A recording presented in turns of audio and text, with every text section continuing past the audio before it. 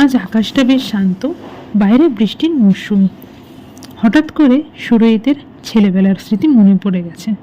আমায় বলছে সে গল্প করে, সে যখন মথুরাপুর রামকৃষ্ণ আশ্রমে থাকতো তখন নাকি গ্রামের এক রথের মেলাতে তাদের আশ্রম থেকে সবাইকে নিয়ে যাওয়া হয়েছিল। সেখানে গিয়ে সে নাকি প্রথম এই নারকেল চিট খেয়েছিল।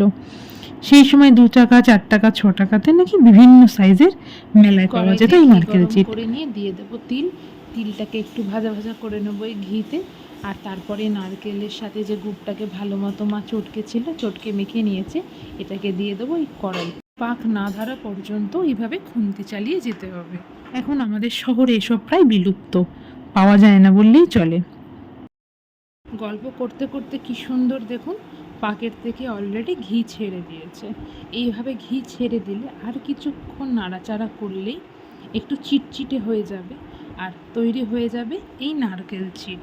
সুরজিতের ছেলেবেলা পেয়ে সুরজিতও খুব আনন্দ, এবং এই নারকেল চিটের যে টেস্ট সেটাও খুবই অসাধারণ। সুন্দর ঝিরিঝিরি বৃষ্টি পড়ছে, এদিকে নারকেল চিটও রেডি হয়ে গেছে।